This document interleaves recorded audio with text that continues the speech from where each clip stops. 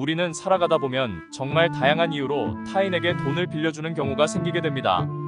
작은 돈이면 공증 없이 그냥 빌려주겠지만 큰 돈이라면 얘기가 달라집니다. 가까운 사이일수록 더욱 더 신중하고 조심해야 하죠. 이렇게 돈을 빌려주는 경우 내가 조금이라도 보호를 받기 위해서는 차용증이라는 문서를 꼭 작성하셔야 하는데요.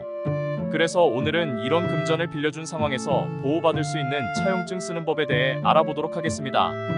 상대방에게 돈을 빌려줄 때 뭘 믿고 빌려주어야 할까요? 이럴 때를 대비하여 우리는 차용증을 꼭 작성하는 것이 좋습니다. 차용증은 차용증서 줄임말로 다른 사람의 돈이나 물건을 빌리고자 할 때 그 사실을 증명하기 위해 차용인과 채권자 사이 작성하는 문서입니다. 또는 금전소비대차 계약서라고 부르기도 합니다. 차용증 쓰는 법은 정해진 양식이 있지는 않아서 자유롭게 쓰면 되는데요. 그중 꼭 들어가야 할 내용만 말씀드릴게요. 1. 제목. 제목에는 반드시 차용증이라는 말이 들어가야 합니다. 만약 각서, 확인서, 투자약정과 같은 단어 말고 차용증이라고 써야 합니다. 아니면 못 돌려받을 수도 있어요. 2. 채무자의 인적사항. 실명, 주민번호, 주소, 연락처가 필수로 기재되어야 합니다. 나중에 법적 소송까지 가게 되면 형 집행 시 필요하기 때문입니다. 3. 차용금액. 얼마를 빌려주었는지 차용금액을 적으셔야 합니다. 4. 이자. 이율 3% 이런 식으로 명확하게 기재해야 합니다. 이자 제한법이 11년 기준에 따라 어떤 채무도 20% 이상 설정은 불가합니다. 50%에서 60% 이렇게 썼다 하더라도 받을 수 있는 건 20%까지입니다. 변제기일 및 변제 방법에 대해 명확한 기재. 돈을 갚기로 한 날짜를 연, 월, 일로 정확히 기재해 주셔야 합니다. 그리고 돈을 어떻게 받기로 했는지, 변제 방법에 대해서도 구체적으로 서술하시면 좋습니다. 6. 사용용도. 주택구입자금, 사업 등 사용용도에 대해 적어둡니다. 7. 관할지. 분쟁이 있을 경우 땡땡 중앙지방법원을 전속관할로 한다는 말을 적어둡니다. 8. 도장. 도장은 위조 불가한 인감도장을 써야 하므로 꼭 확인합니다. 인터넷에 차용증 양식 검색하시면 문서 파일이 많이 나오니 관련된 파일을 선택 후 위 내용이 들어갔는지 확인하고 사용하시면 될 것 같습니다.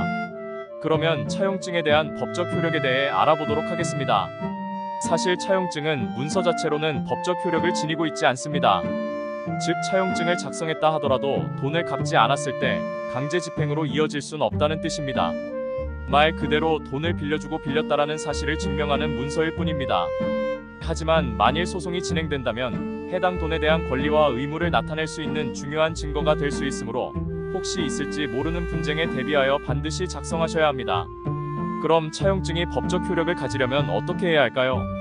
차용증이 법적 효력을 갖기 위해서 공증을 받으시면 됩니다. 공증이란 법률 관계를 공적으로 증명하기 위한 행위를 말합니다. 공증을 받기 위해선 작성된 차용증 2부와 채무자 인감증명서가 필요하며 법무부 장관의 공증인가를 받은 공증사무소에서 일정 수수료를 지불하면 받을 수 있습니다. 공증사무소 공증인으로부터 공증을 받게 되면 법원의 별도 판결 없이도 공정증서만으로도 강제 집행이 가능해집니다. 그래서 번거롭더라도 처음부터 공증을 하시면 향후 강제 집행 시 좀 더 손쉽게 할 수 있다는 장점이 있습니다. 그리고 여기서 또 다른 질문을 할 수 있을 것 같은데요. 만약 차용증 없이 돈을 빌려주었다면 어떻게 받을 수 있을까요?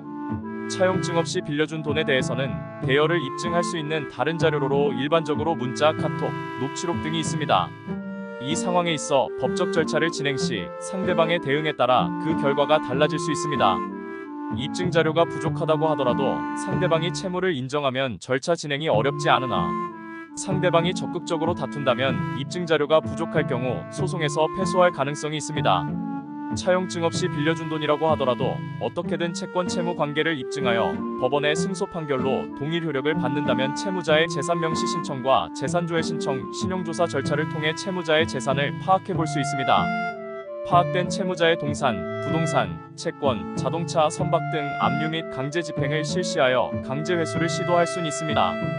그리고 가장 유의하셔야 할 점이 있는데 바로 소멸시효입니다. 모든 채권에는 소멸시효가 존재하므로 돈을 빌려준 지 오래되었다면 먼저 소멸시효부터 확인해야 합니다. 나의 권리를 보호하고자 하는 노력을 하셔야 합니다. 이와 관련하여 모르는 부분에 대한 법률적 지식은 인터넷 또는 법무사를 통해 도움을 받으시길 바랍니다. 아무리 친한 사이라도 돈을 주고받기 전에 차용증, 공증을 써서 깔끔하게 돈 관리하시길 바랍니다. 그럼 모두 행복하세요.